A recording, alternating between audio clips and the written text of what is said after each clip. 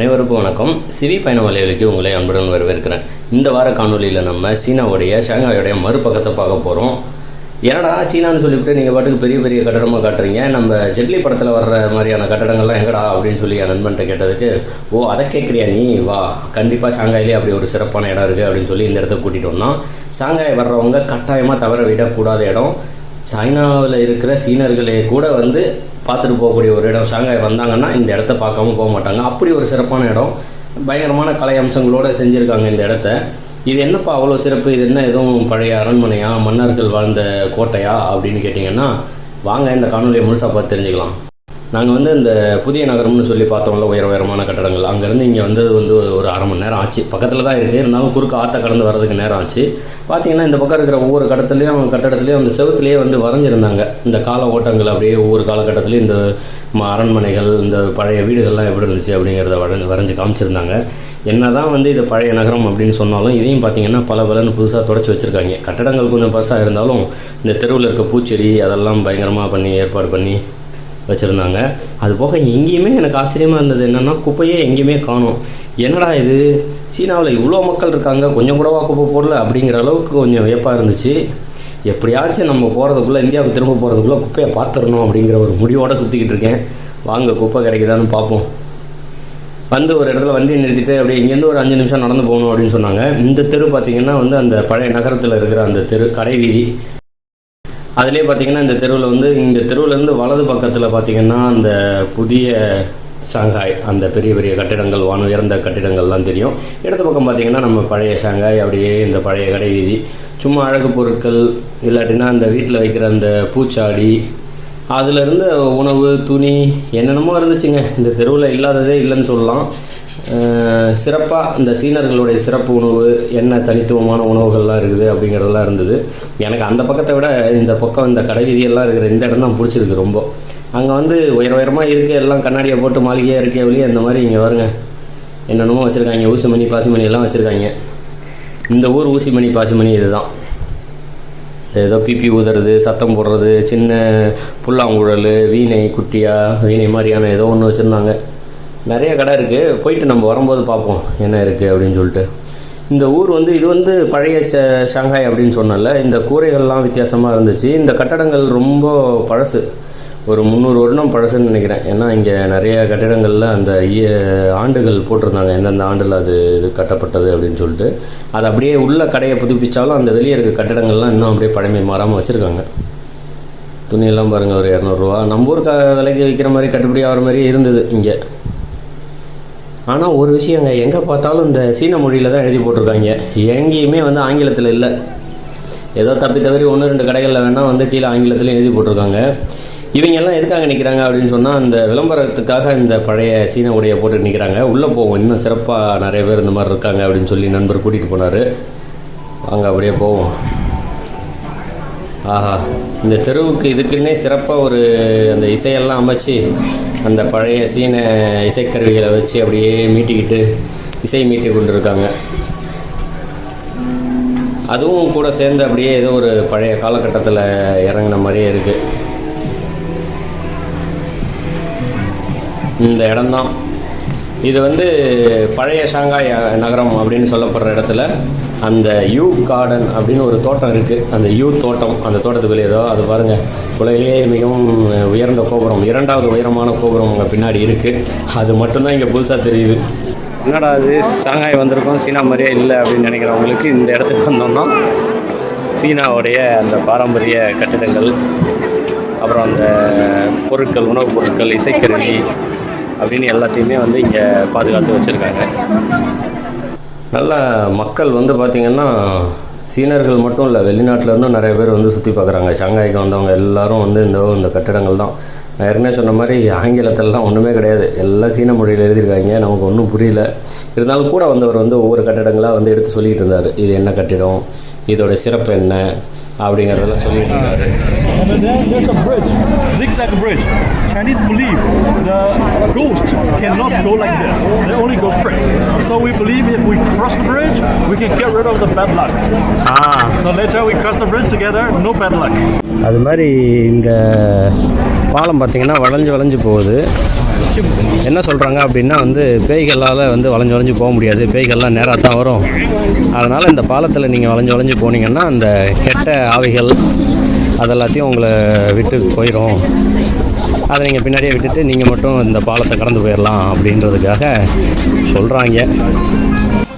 எல்லாம் அந்த யூத் தோட்டத்துக்கு போகிறதுக்காக தான் அந்த நுழைவுச்சீட்டு வாங்குறதுக்காக நின்றுட்டு இருக்காங்க. நம்ம ஆள் உள்ளே போயிருக்காப்புல, நீங்கள் இங்கே இருங்க நான் வாங்கிட்டு வரேன்னு சொல்லிட்டு. ஒரு 400 ரூபா நம்ம ஊர் காசுக்கு கேட்குறாங்க. 400 ரூபாயிலேருந்து 500 ரூபா இருக்கும். இந்த யூ தோட்டம் அப்படிங்கிறது வந்து ஒன்றும் இல்லைங்க, 1559ஆம் ஆண்டு, கிட்டத்தட்ட ஒரு 450 ஆண்டுகளுக்கு முன்னாடி பார்த்திங்கன்னா இந்த பான் யுன் டுவான் அப்படிங்கிறவர் தன்னோட தந்தைக்காக வந்து ஒரு இடத்த வாங்கி அந்த இடத்துல வந்து ஒரு மாளிகை மாதிரி கட்டி தோட்டங்களை உருவாக்குறாரு.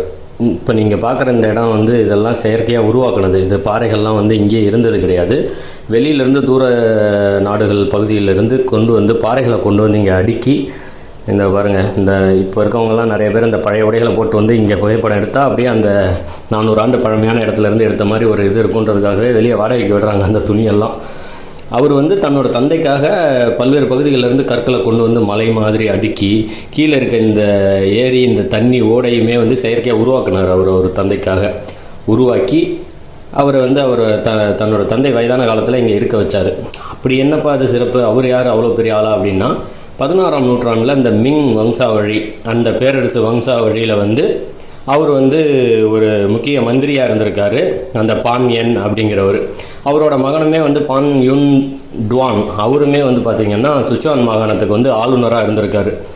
சரி, அதெல்லாம் நமக்கு என்னப்பா முக்கியம் அப்படின்னு பார்த்திங்கன்னா, இவங்களுக்கு என்ன நினைக்கிறாங்க அப்படின்னா, இந்த மிங் வம்சாவழி காலகட்டத்திலேருந்து சில கட்டிடங்கள் மட்டும்தான் இன்னும் எஞ்சி இருக்குது அப்படின்றதுனால இதை அப்படியே அரசாங்கம் எடுத்து பாதுகாத்து வச்சுருக்கு.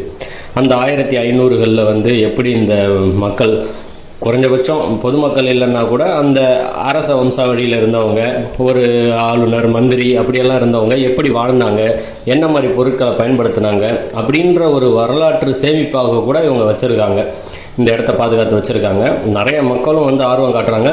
நிறைய வித்தியாசமான பொருட்களும் இருந்துச்சு. அதுவுமே எனக்கு வியப்பாக இருந்தது. இப்போ நிறைய ஊர்களுக்கு போகிறோம், ஒவ்வொரு ஊர்லேயும் போய் அந்த பழமையான கோயில்கள், கோபுரங்கள், இப்போ போன காணொலிகள்லாம் நம்ம ஜெர்மனியில் போய் அந்த 13ஆம் நூற்றாண்டை சார்ந்த அந்த வீடுகள்லாம் பார்த்தோம். அது ஒரு மாதிரியாக அந்த மர வீடுகள் இருந்தது.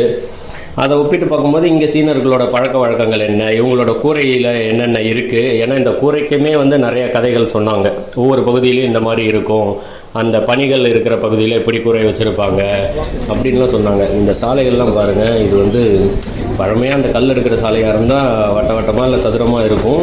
அதை வந்து அகலமாக இருக்கிற மாதிரி பண்ணியிருப்பாங்க. இதில் வந்து ரொம்ப சன்னமாக ஆக்கி நீளமாக சொருக்கியிருக்காங்க. ஏன்னா ரொம்ப பல ஆண்டுகளுக்கு, பல நூற்றாண்டுகளுக்கு வரணும். We go to see the daughter's place. They had a daughter's living room and bed.